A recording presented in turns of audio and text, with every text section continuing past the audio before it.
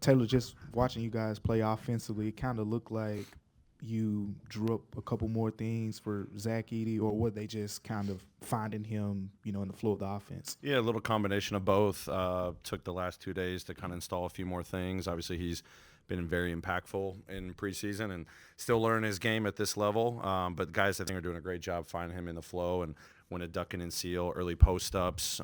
He's kind of figuring out how to dominate in the paint, but also space in the paint, so he creates gravitational pull so other guys can attack. So a little combination of both.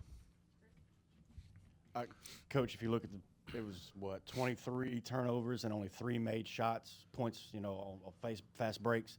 Looked like Edie had a few that he just fumbled, maybe missed. What did you see as far as them causing so many turnovers and y'all just not being able to get out and get a bucket in transition? Yeah, I mean, I thought they had great activity. That's definitely Heat style of play.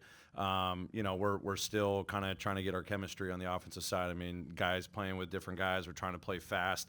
The reads there, we're just not making it early enough, and then we're trying to thread the needle and a crowd. So a little combination of both. I think their defensive activity and us just trying to get on the same page. And pace, I'll go back and watch and see what was actually created. I think we probably got a few more. All right. Taylor, how important is that second unit, that depth going to be? I know you got some guys still out and some guys that aren't ready to get back yet, but how much are you going to have to rely on those guys to really produce night in and night out? Yeah, I mean, production's going to come in a lot of different ways. I mean, we'll see what our lineups and rotations look like, but those guys got to be ready and make an impact on both sides of the floor. It's with the pace that we want to play. Those guys got to be guys that set a tone with how they run. I thought they were a little, they struggled a little bit there in the first quarter. They got a little bit better in that second quarter stint. Defensive activity. You see Scotty, leading the charge. You see Jalen doing a great job. We're going to need those guys to contribute in a lot of different ways. If it's scoring some nights, it's spacing, it's defense, it's pace, it's whatever's required. So those guys, with a couple different guys out right now, are going to get a great opportunity. And I'm encouraged by some things I'm seeing so far in preseason. And hopefully they're ready for opening night, whatever's asked of them. Is there a difference between running plays and then playing under your principles? And can you kind of describe maybe if there is a difference there and what that is like? Yeah, sure. I mean, we definitely got to have our called plays. We're trying to lean into mostly like how are we creating advantage, how are we finding space.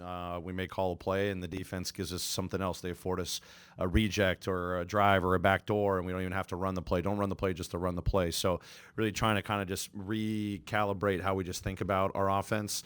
The spacing is one component that's going to unlock, when we actually do get to a pick and roll or to an off-ball screen, how we're just continuing to maintain shape and cutting and filling behind, which we're still kind of struggling, in my opinion. We're not getting to the spots with urgency as much. So it's not about running a play, but when we are going against a set defense, we're naturally going to have to create an advantage, whether that's in a one-on-one situation, it's a ball screen, it's an off-ball screen. We got a lot of guys that can create that one-on-one, but we're also going to have to do some other things given what the defense is going to throw at you. So hopefully we can keep them in disorientation because we got numbers or we're playing with pace and driving it, that they're in rotations and we can just keep maintaining that, in the half court. But if we don't, we're going to have to lean into some called plays, but not just be married to it's not the old school, do this, do that. It's not an if-then statement. It's create this to create the advantage and play off of our principles off of that.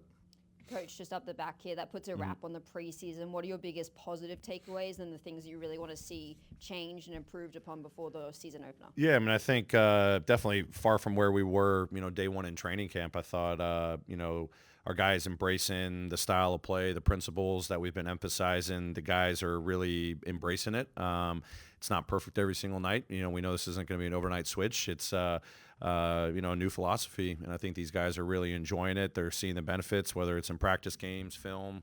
My biggest thing is just the commitment to that, the sustainability that we have to anticipate better when there's a movement of the ball going one direction. Are we really filling that space? Are we cutting as hard as we need to? When we do get stalled out, are we just going to rely on a ball screen every single time? And if we do, are we going to have great intention of how we set those screens and get out of those screens and attack? So I think the offense is in a good direction. We definitely have to clean up the turnovers for sure. But I love how our guys are trying to make the plays. There's a couple careless ones in there that we got to clean up for sure. But I think the intent is more in the right spot compared to, just coming in with a fresh mind in training camp. And then defensively, we've got to pick up, our physicality on the ball a little bit more. It goes in waves. We know we're at our best when we're super active. We're hounding the ball. We're in great shift rotations. If we're not there, it's, an easy layup. It's fouls. It's free throws. So, the things that we know we're capable of defensively, hopefully, come opening night, we're ready to go, and we're not waiting for a couple games in the season or the second half of the first game. Like, we know that sets our identity.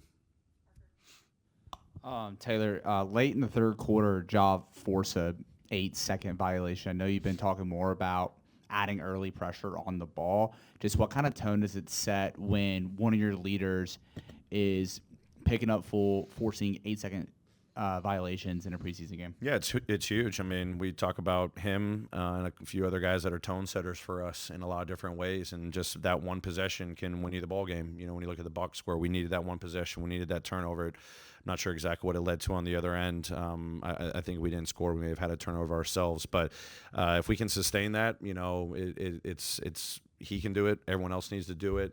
We all need to contribute to winning at the end of the day. So different guys are going to be asked to do a few different things at times, but one of our standards is we got to be able to pick up, guard full court, guard the ball one-on-one better. When he's doing that, I've got to hold him to it because he's fully capable. But I think throughout preseason, even in the practices and the 2 games that he got, I saw him trying to establish pressure on the ball, keeping guys in front, not getting blown by. So I'm really encouraged by that. And if he can sustain that, I think that can be really impactful for our success this season on that end of the floor. Great. Thanks, everyone. Have a good weekend.